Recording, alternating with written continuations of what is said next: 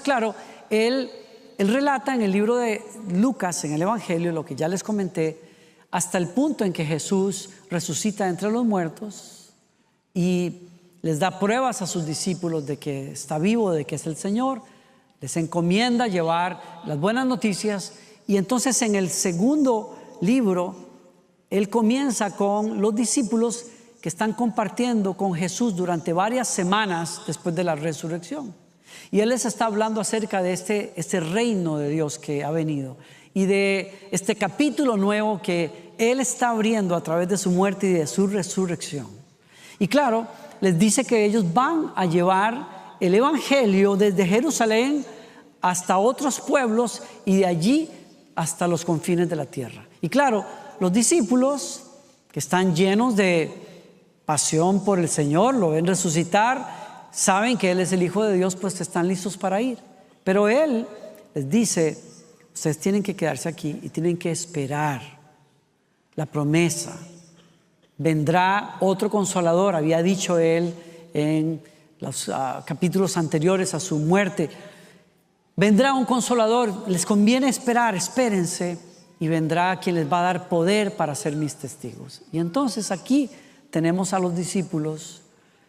Aunque se mencionan 120 personas, si entendemos bien, quizás eran muchos menos los que estaban en una casa, porque en una casa regular no podrían estar 120 personas reunidas, pero de seguro los discípulos, los apóstoles estaban allí y están orando como Jesús les dijo, anhelando esa promesa que no entienden cómo es. Y creo que en el momento en que pasa, hay otra cosa interesante, y es que ese día coincide con el día de Pentecostés. Pentecostés es una fiesta, antigua fiesta judía, que celebraba las cosechas que ellos recogían. Era una manera de agradecerle al Señor por su fidelidad, por su provisión.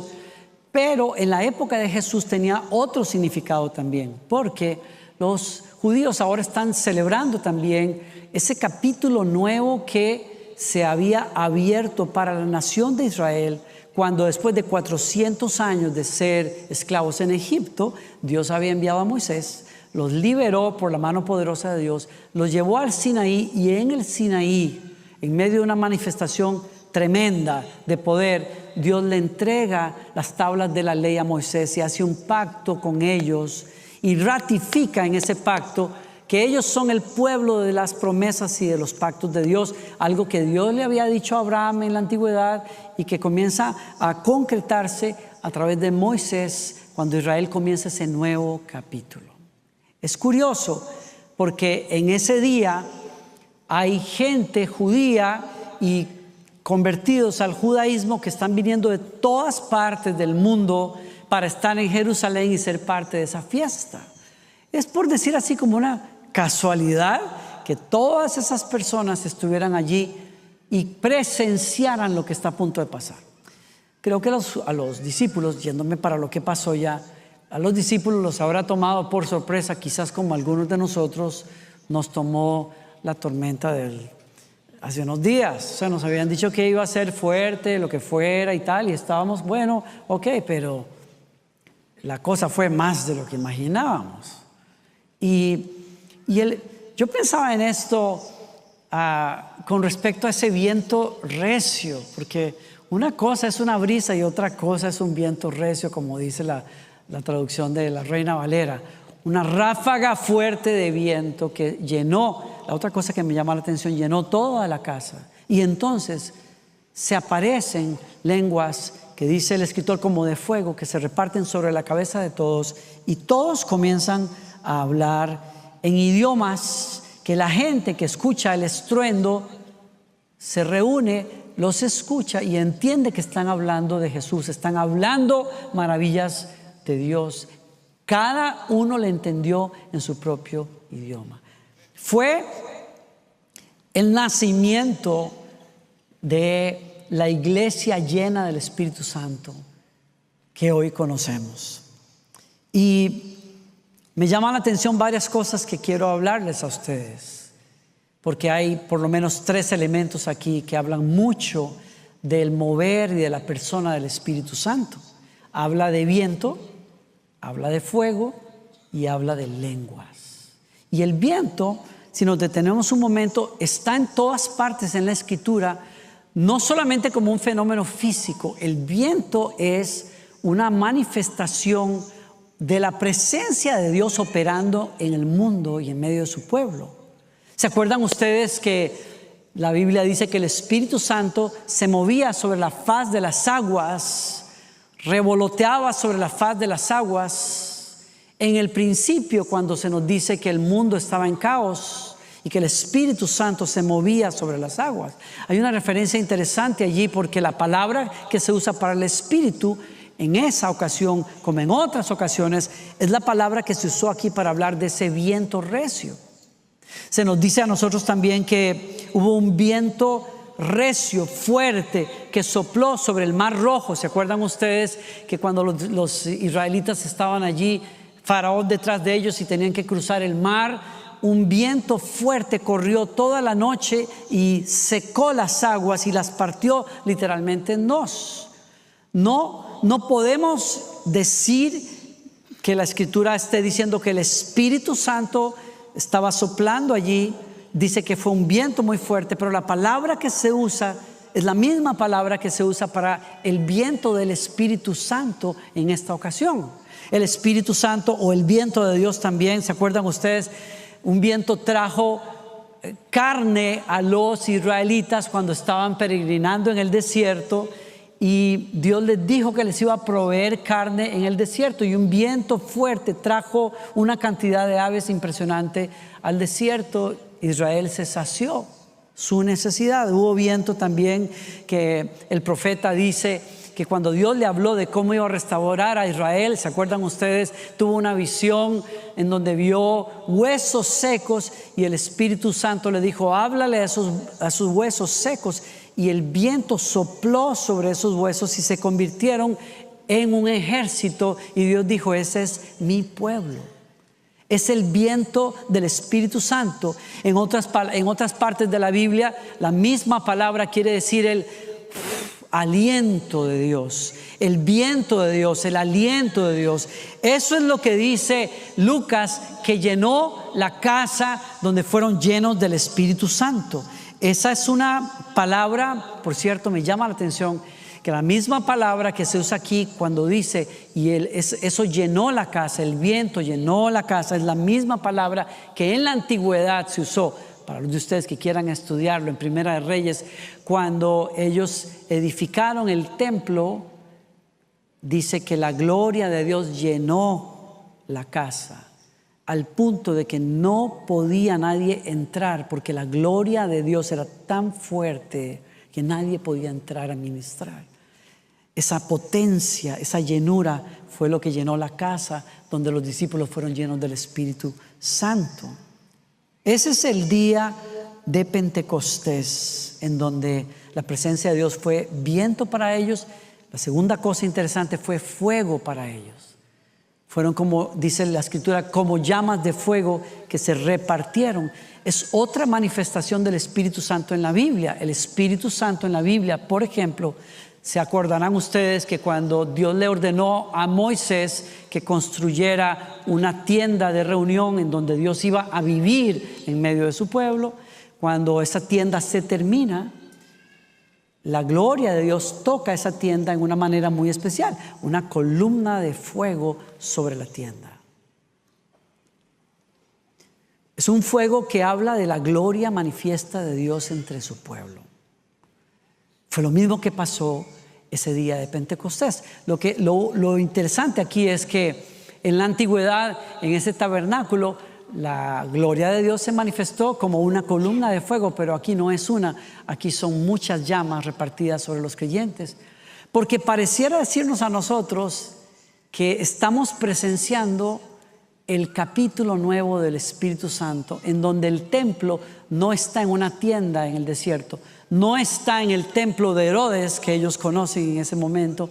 El nuevo templo de Dios somos los creyentes cuando somos llenos del Espíritu Santo.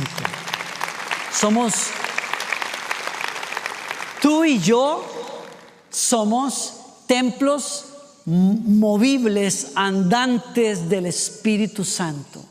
¡Qué maravilla es eso! En vez de que las personas tengan que ir a Jerusalén o a un lugar santo para encontrarse con el fuego de Dios, Dios reparte su fuego sobre todos aquellos que creen y confiesan que Jesucristo es el Mesías, es el Hijo de Dios, y se convierten en templos, presencia manifiesta de Dios en la tierra. Si nosotros nos detuviéramos a considerar lo que está pasando aquí y lo que significa que el Espíritu Santo está en ti y está en mí, ¿qué no podría pasar donde tú pones los pies y la presencia de Dios entra? ¿Qué no podría pasar en tu casa o en tu trabajo? Porque nos daríamos cuenta entonces que el ambiente no determina quiénes somos, la presencia determina quiénes somos. Somos el cuerpo de Cristo, somos el templo del Espíritu Santo. Somos la morada de Dios aquí en la tierra. Y eso tiene que ver con lo que pasó en Pentecostés. El tercer elemento ahí que es interesante son las lenguas. Fuego que se reparte sobre ellos y rompen a hablar idiomas que ellos no conocían. Y lo más extraordinario, como ya lo dije, es que la gente que se ha reunido de todas partes del mundo los escucha y entiende el testimonio que todos ellos están dando. Claro, Pedro, por primera vez, es otra muestra de la llenura del Espíritu Santo, Pedro se levanta y se manda una senda prédica. ¿Quién diría que este tipo, el pescador sencillo, se atreve a hablarle a miles de personas y a ponerles en orden el plan de Dios de una manera que yo me leo ese discurso y digo, wow, ese es Pedrito? ¿Qué clase de poder tiene el Espíritu Santo? ¿No? Cuando usa a Jesús para forjar a ese hombre por 3 años y le transmite la verdad de Dios, pero cuando el Espíritu Santo toma lugar en la vida de ese hombre, es un antes y un después. Hay una marca indudable de que Jesús está vivo en la vida de Pedro. Y claro, Pedro toma lo que pasa y se lo explica a las personas que están igual asombrados. Les explica lo que sucede. No se queda en una manifestación extraña de Dios, sino que la aterriza para que toda esa multitud pueda escuchar el mensaje. Es tremendo. Los apóstoles, y aquí hay algo interesante, porque los apóstoles tienen la oportunidad de hablarle a naciones enteras el día de Pentecostés. Y ese día, por la predicación de Pedro y la manifestación del Espíritu Santo, 3,000 personas creen y se unen a la iglesia del Señor Jesucristo. Y comienzan a ver a Dios operando a través de ellos, milagros, señales, prodigios. Comienzan a amarse los unos a los otros, a cuidarse los unos a los otros. Comienzan incluso a atender a los que entre ellos tienen necesidad, y algunos hasta venden sus propiedades y las traen y se ayudan y se hacen hermanos, hermanas. Gente que no se conocía, gente que quizás nunca se habían tratado, se vuelven familia, oran juntos, comen juntos, adoran juntos, ven el poder de Dios liberar a las personas y extienden el reino de Dios. Todo porque esa multitud entendió, viniendo de muchas culturas distintas y pueblos distintos, el mensaje que el Espíritu Santo le dio a los apóstoles. Es curioso, lenguas, idiomas. En la Biblia, ustedes recordarán que hablar diversas lenguas fue parte de un juicio de Dios sobre la gente. ¿Se acuerdan ustedes de la Torre de Babel?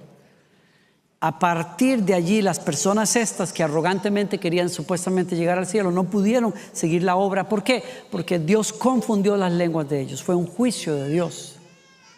Y aquellas personas se repartieron por toda la tierra. Cuando revisamos el tema de el exilio, por ejemplo, de la repartición de la gente, Israel, por ejemplo, es una nación a la que Dios le advirtió que si ellos desobedecían al Señor, si ellos no seguían sus mandatos, Dios los repartiría por toda la tierra. Y eso sucedió como un juicio de Dios sobre Israel en varias ocasiones.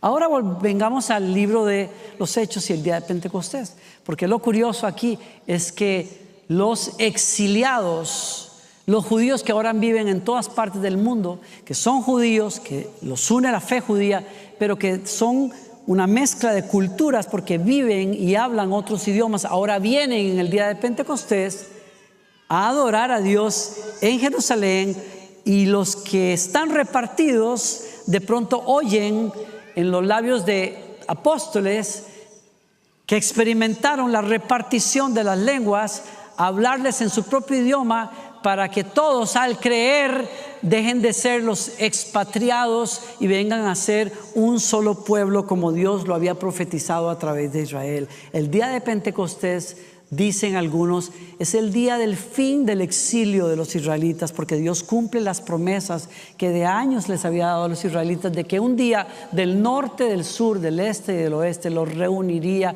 para restaurarlos. Y aunque hay un cumplimiento que va a tomar lugar en el futuro, entendemos que en el día de Pentecostés Dios juntó a todas esas naciones y les habló en su propio idioma para que vinieran a ser un solo pueblo a través de la iglesia.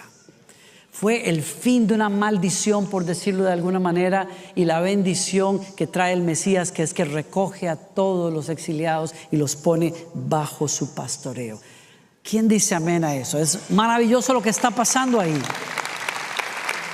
Entonces, estoy diciendo que el Espíritu Santo se manifiesta como viento, como fuego, como lenguas, pero es más que eso. Y todos lo sabemos acá. El Espíritu Santo es una persona.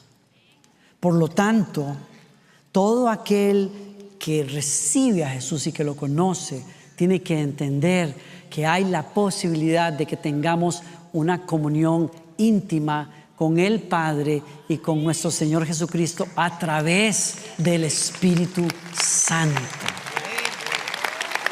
Y la buena noticia hoy es que el Espíritu Santo está en ti. Está en ti. Está en ti.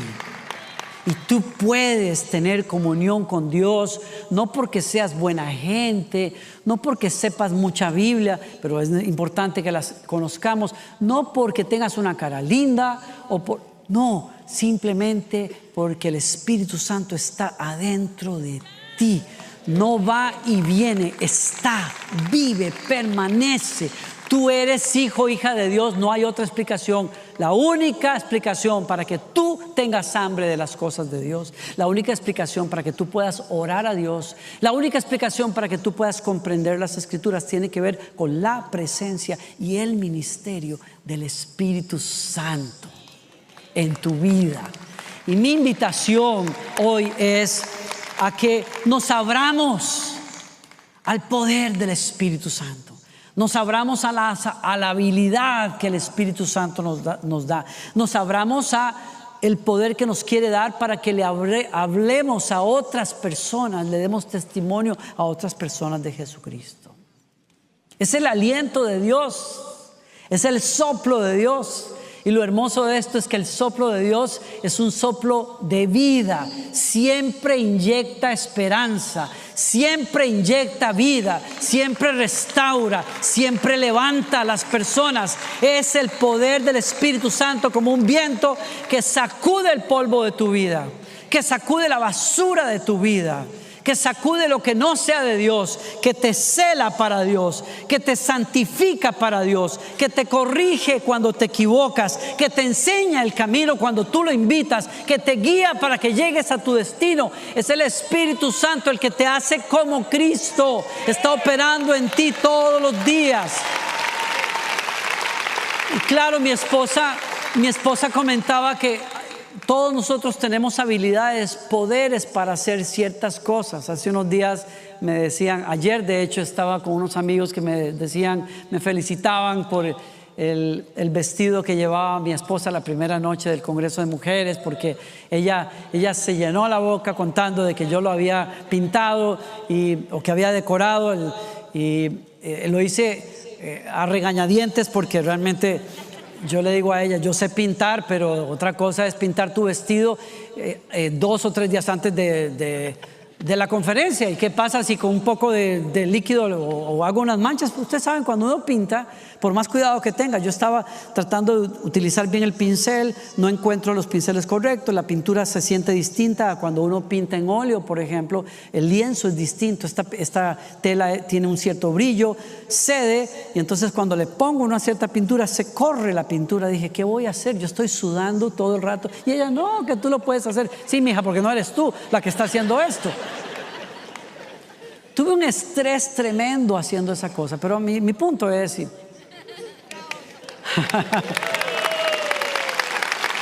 me salió bien, gracias a Dios.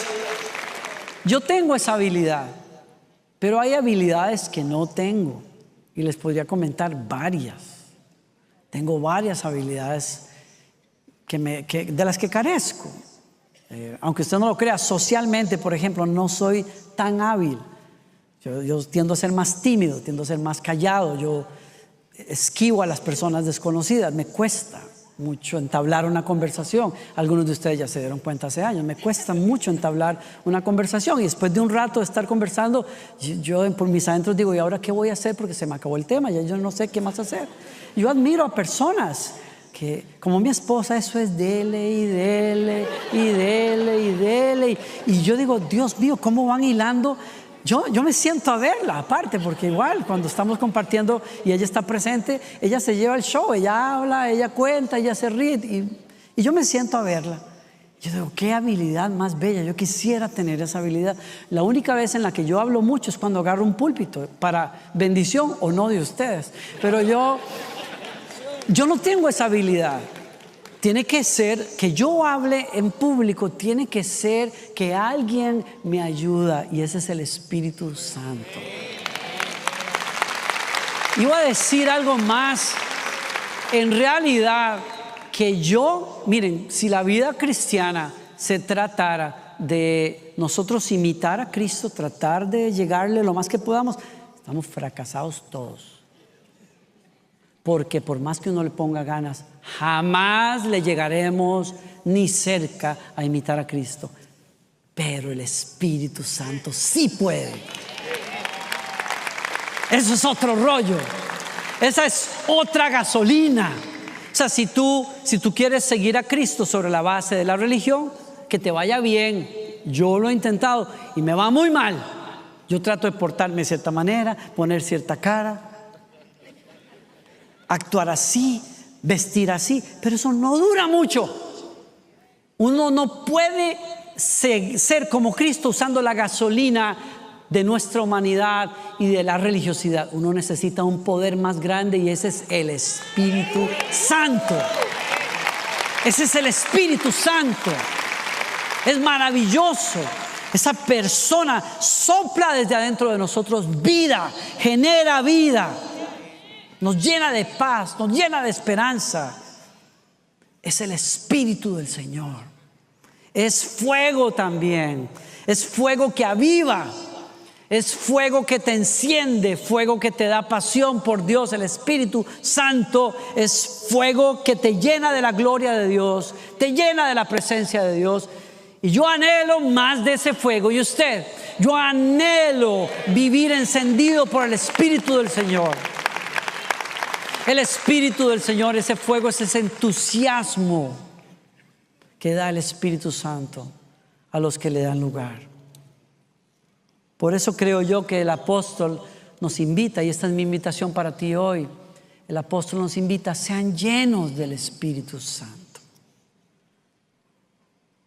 Dice Efesios: no actúen sin pensar, más bien procuren entender lo que el Señor quiere que hagan. No se emborrachen con vino, porque eso les arruinará la vida. En cambio, digan conmigo, en cambio, sean llenos del Espíritu Santo.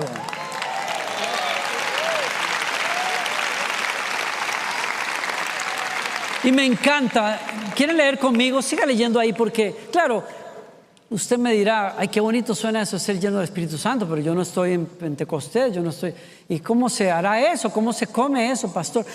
Pablo lo dice ahí: canten salmos e himnos y canciones espirituales entre ustedes y haciendo música al Señor en el corazón. Hay una avenida, la alabanza personal, la alabanza congregacional, pero la alabanza del corazón también es una avenida por donde usted le abre la puerta a ese viento del Espíritu Santo, a ese fuego del Espíritu Santo, a esa llenura de Dios. Cante a Dios donde usted esté. ¡Ay, qué! Gracias. Aunque no tenga buena voz, no importa. El Espíritu Santo no anda buscando no anda buscando grandes cantantes, anda buscando adoradores que adoren a Dios en espíritu y en verdad. Es una buena costumbre que usted disfrute de música donde se adora a Dios. Ponga buena música en la casa, ponga buena música en el auto. Adore al Señor. Yo he experimentado cómo el ambiente de una casa, podría contarles cómo cambia en medio de momentos de lucha, de batalla, cómo comenzar a adorar a Dios abre el espacio y uno se da cuenta que la cosa se pone liviana cuando la presencia de Dios está. La pesadez se tiene que ir. En la alabanza está ese poder de Dios tremendo. Nos dice además: den gracias a Dios por todo. Nos está explicando cómo es que uno es lleno del Espíritu Santo. Sea agradecido. Gracias por allá. Seamos llenos del Espíritu Santo. Démosle lugar en nuestras vidas. Pablo dice otra manera también. Dice: en cambio, dejen que el Espíritu les renueve los pensamientos y las actitudes. ¿Vieron eso? Usted piensa que el Espíritu Santo solo viene para que usted hable en unos idiomas que no, Él viene a trabajar en el cochinero que hay ahí adentro.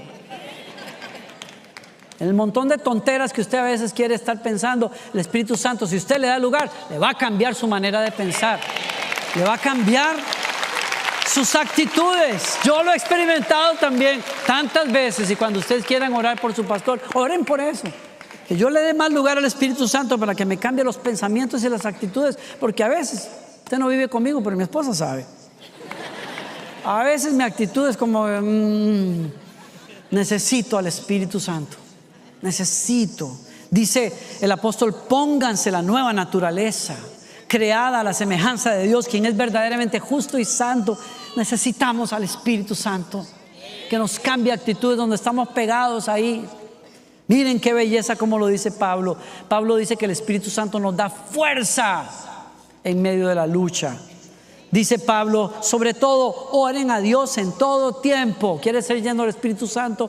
Ore más a menudo. Donde quiera que usted esté. Usted no necesita ir a una vigilia para orar. Usted no necesita venir a la iglesia para orar. Usted puede orar 24 horas al día si usted quiere. Mientras anda manejando, mientras está trabajando, mientras cuida a los niños, usted puede hablar con el Señor. A usted nadie le puede robar eso. Nosotros no necesitamos intercesores que hagan oraciones especiales. Nosotros tenemos conexión directa con el Espíritu Santo de Dios. Él ora en nosotros, dice la Biblia, con gemidos indecibles. Cuando no sabemos cómo orar, Él ora desde adentro de nosotros. ¡Wow! ¡Qué belleza! Con razón lo llaman el Consolador, nuestro ayudador. Bendito Señor que nos ayuda. Dice: sean dirigidos por el Espíritu Santo cuando oren. Eso sí, sean dirigidos. Dejen que el Espíritu los guíe cuando oran. Manténganse bien despiertos. Denle un buen codazo al que está a su lado. Dígale: mantente bien despierto, por favor. Vigilantes. ¿Qué quiere decir eso? No habla de los ojos físicos, habla del estado espiritual. Cuando el Espíritu Santo está en ti, te mantiene despierto, te mantiene alerta. El enemigo no te va a agarrar por sorpresa. Tú estás en posición, estás listo, estás firme. Es la oración, el poder del Espíritu Santo. Y claro, con razón, Pablo nos dice también a nosotros, no entristezcan al Espíritu Santo. Él sabe lo que está en juego y tú debes de saberlo también. Si tú no eres lleno del Espíritu Santo, hay mucho en juego. Por eso te dice el apóstol, la palabra, no entristezcan al Espíritu Santo con la forma en que viven. ¿Sí? Verso 31 de ese capítulo dice, ¿cómo podemos no entristecer al Espíritu Santo? ¿Cómo dice? Líbrense de toda amargura, furia, enojo, palabras groseras, calumnias, chismes, versión Danilo Montero, y toda clase de mala conducta. Usted quiere no entristecer al Espíritu Santo, déjese de chismes, déjese de mentiras, apártese del enojo, de la furia, de esas cosas que no sirven. Termino acá. El Espíritu Santo es viento que restaura, es fuego que aviva y es lenguas. El Espíritu, escucha esto, termino acá. El Espíritu Santo le dio a los discípulos la habilidad de hablarle a personas de tal manera que pudieran recibir el mensaje de Jesucristo. ¿Alguien me sigue acá? Si tú le das lugar al Espíritu Santo en tu vida, Él te va a decir a quién hablarle, quién está listo para escuchar. Él te va a decir cómo hablarle a una persona. Hay personas que no están listas. Hay personas a las que simplemente les tienes que mandar el mensaje, pero no están listos. Dios te dice, tírale la semilla. Y te va a decir, no importa, tú deja la semillita por ahí, que Dios sabe cómo regarla en su momento y que germine en su momento. Hay personas que se están cayendo del árbol, como decimos allá, como un mango que está bien maduro. Lo que está esperando es que alguien le diga, ¿tú quieres acercarte a Jesucristo? Y la persona, claro que sí, ¿qué tengo que hacer? Déjate guiar por el Espíritu Santo. Sí. Yo conversaba hace unos años con Tales, mientras estábamos en pandemia aquí, y hablaba con el equipo de alabanza. Y le decía a Tales, me he dado cuenta de algo después de muchos años de hablar del día de Pentecostés, y es que yo pensaba que las lenguas era simplemente ese don extraordinario que le dio Dios a los discípulos de hablar las maravillas de Dios en otros idiomas. Pero es mucho más que eso, porque lo que pasó en Pentecostés es mucho más que eso.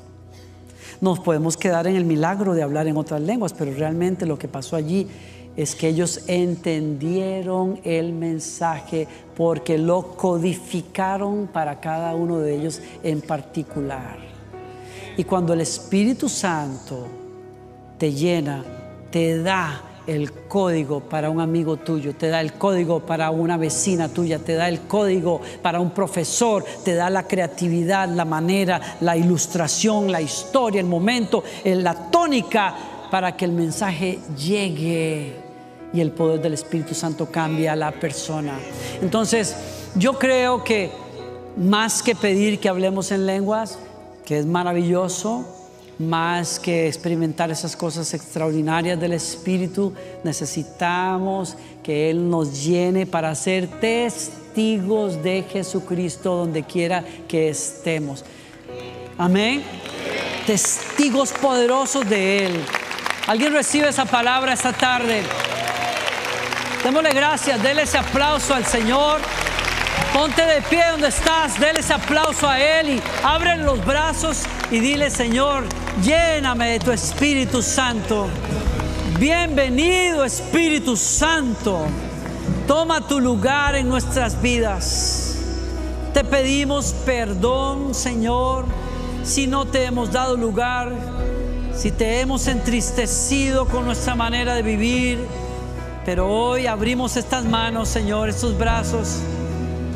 Toma tu lugar aquí. Toma tu lugar en mí. Toma tu lugar en mi vida, en mi matrimonio, en mi familia, Señor.